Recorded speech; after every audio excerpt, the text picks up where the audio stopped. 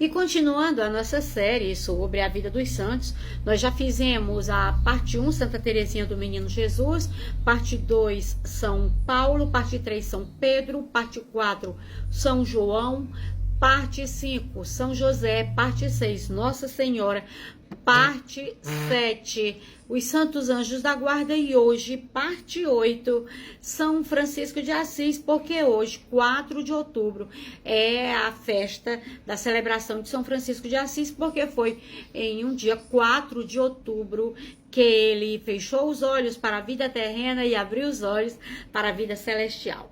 São Francisco nasceu em 1182, na cidade de Assis, na Itália, filho de Bernardone, um rico comerciante. Então, Francisco não soube o que era dificuldade, viveu no luxo, viveu na riqueza. E quando o rapaz era como todos os outros rapazes de sua idade, participava de festas, tinha uma vida sem preocupações e sem responsabilidades. Mas faltava alguma coisa em Francisco. Então, ele querendo também, além da riqueza, ter status, ter poder, estava havendo uma guerra e Assis estava guerreando com uma cidade vizinha e Francisco se alistou para batalhar pela sua cidade, mas também pensando em obter mais status social. Ele foi preso, foi capturado, passou um ano prisioneiro e depois que voltou doente, muito doente, e começou a fazer reflexão da sua vida.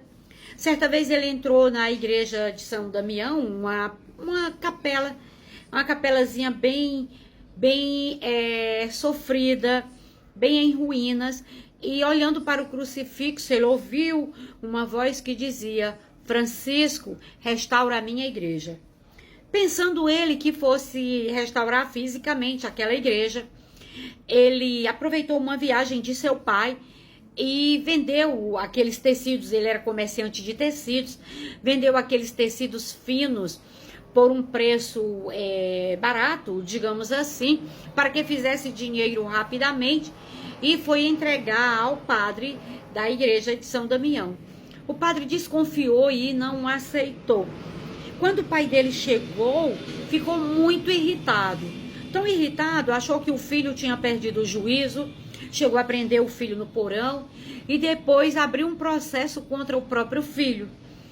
E a igreja, à época, foi quem se manifestou, foi perante o eclesiástico, né? Tem um barulho danado aqui.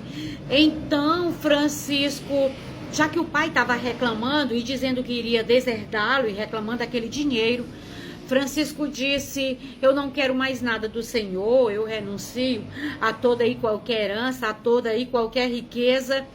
E aí se despiu, um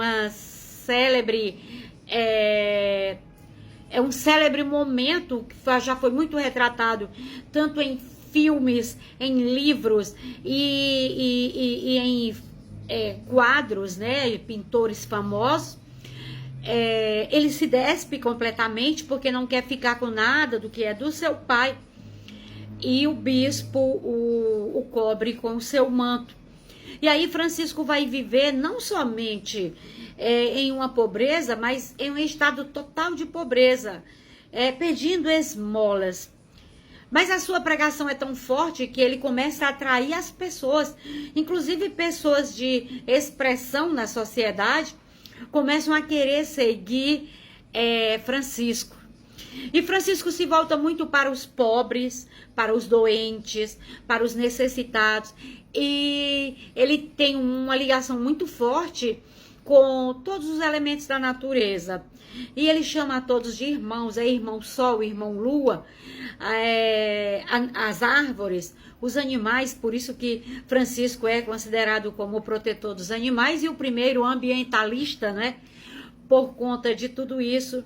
Depois Francisco recebe os estigmas, que são as marcas dos pregos nas mãos de Jesus. Francisco recebe esses estigmas. Francisco opera milagres em vida.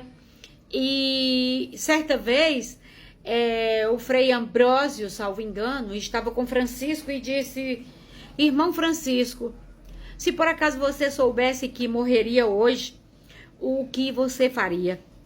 E Francisco estava cuidando do jardim. Eu acho isso tão bonito, que eu fico arrepiada. E Francisco disse: irmão Ambrósio, eu continuaria cuidando do meu jardim. Quem de nós, meus irmãos? Quem de nós que, sabendo que a morte viria nos buscar hoje, não ficaria enlouquecido para primeiro procurar organizar a vida, procurar pedir perdão, procurar se arrepender, procurar fazer uma confissão e tentar organizar tudo? Francisco estava com sua bagagem espiritual pronta, poderia ser levado a qualquer momento. Então esse é um grande santo que a Igreja Católica celebra hoje, 4 de outubro. São Francisco, rogai por nós.